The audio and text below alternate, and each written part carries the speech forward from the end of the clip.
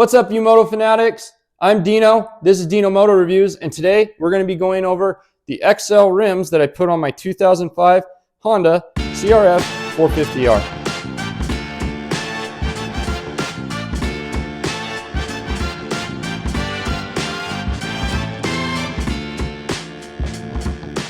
Now guys, before we jump into this review, I just want to say I'm not sponsored by XL rims. I'm not sponsored by motorsport.com, of which I purchased these rims through.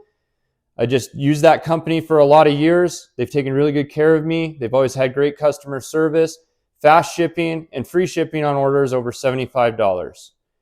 Another thing, guys, if you're coming back to the channel, welcome back. And if you're new to the channel and you like what we're doing here and you like the video, give us a thumbs up, give us a like. Click the bell notification for future videos coming out and click subscribe. Leave a comment down below on parts that you've put on your bike and that you really feel strongly about, so that others may look at it and maybe even myself, and you convince me to put that part on my bike. So with that being said, the XL rims, I've had these rims for quite a few years. I had them on another bike. It was a 2003 KTM 125 SX. They held up super well. I didn't have to true them a whole lot. Once I got them trued and where they were at, they pretty much stayed. Maybe a loose spoke here and there, tightened them up, retorqued them, back ready to go. So with this set, guys, both the front and the rear, so it's a 21-inch front rim and a 19-inch rim in the back. With this, you'll buy the rim and you'll have to buy a spoke kit. If your stock spokes are pretty chewed up like mine were, you'll have to buy the spoke kit. With this kit, the spoke nipples were a spline spoke nipple versus a square head. So with that, I'm not a huge fan. That's my only nitpick about these, is these kind of got burred up over the months of tightening and retruing the rim. It got a lot of little burrs. Cut your fingers up, so always wear gloves when you're doing this. Also put some anti-seize on the threads. That will keep them from getting seized on there to where you can't loosen or tighten the spoke if you have to ever go back and retrue your rim. With this, I have the stock inner hub. I took it down to a local powder coating place here in Grand Junction. They powder coated it up, gives it a nice complete look. I went with the silver rims because I don't want, if I get scratches on them or scuffs, they're not as easy to see as on a black rim or a different colored rim.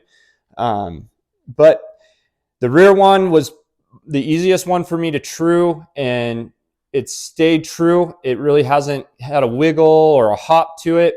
I've had a few loose spokes on it, but other than that, it tightened up real well. And it's actually maintained its shape. It hasn't, like I said, it hasn't gotten a big wobble to it or a hop.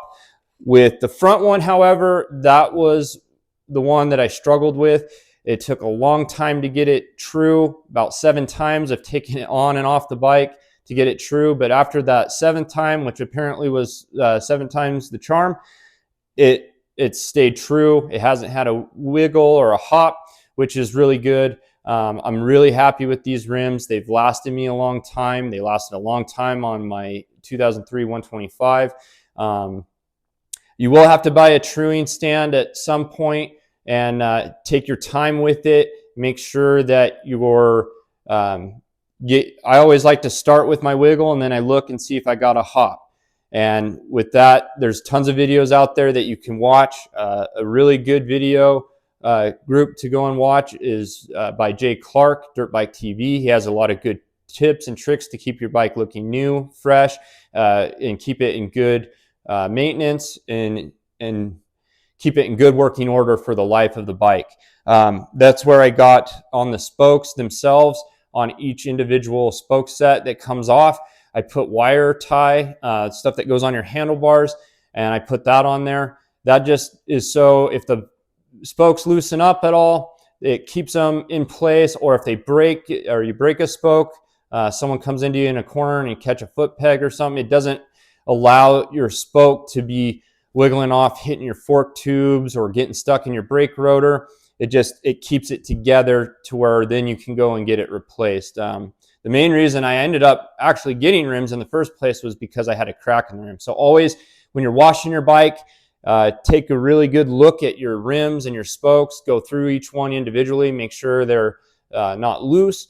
Put a piece of tape on it, mark it. That way you can know which one that you need to tighten up. That was another recommendation from Jay Clark on Dirt Bike TV. Check that channel out. He's got a lot of great videos, a lot of cost-effective products for washing, cleaning, and doing the maintenance on your bike. So I would give him a big look. And another side note, guys, I just want to say to everybody, happy Thanksgiving. I hope you guys have safe travels, get to spend a lot of time with your family and friends, eat a lot of good food, watch some football if you're into football. If you're going to the races this weekend, good luck to you guys at the races. And I want you guys to ride safe. I know it's a dangerous sport, but I don't want to see anybody hung up on the couch. So good luck to you guys there. Hopefully you bring back some hardware if you're that good of a racer. So good luck to you guys. Another thing, who's getting excited for Supercross, guys? I just watched the video with Hayden Deegan and Eli Tomac riding at the Tomac Ranch by Dirt Shark and Monster Energy. Dude, Tomac doesn't even look like he's missed a beat. The guy is insane. He's an animal. So I'm excited to see that. Maybe he'll give Jet a run for his money. I'm hoping that Deegan is a title contender, and hopefully maybe him and Joe Shimoda can battle it out. Hopefully they're on the same coast, being either west or east, but I'm hoping they're in the same coast together to actually have a good battle for the season. And I'm really ready for that 450. I mean, you got Chase Sexton moving over to the KTM, and I hope he has a really good season. Hopefully he's kind of figured out some of the losing the front end in the corners. Also, Kickstart Kenny coming back off of a really good year, a full healthy season for him for the most part. And then you have Jason Anderson and you have Justin Barsha, always good contenders. Malcolm Stewart, hopefully he's back on the bike. Christian Craig. It's going to be an amazing season. Any of those guys can win, but Jet Lawrence is looking tough, guys. So I don't know if Tomac will do it, but I'm a Colorado fan of Tomac, and I just really hope he has a great season. So other than that, guys, that's my review on this. I like these rims. The only nitpick I had was the spokes. Leave a comment down below and leave a comment on the Supercross. How do you think Eli Tomac's going to do? What do you think Chase Sexton's going to do on the KTM? Do you think they can compete with Jet Lawrence? Other than that, guys, this is a wrap for us. Ride safe.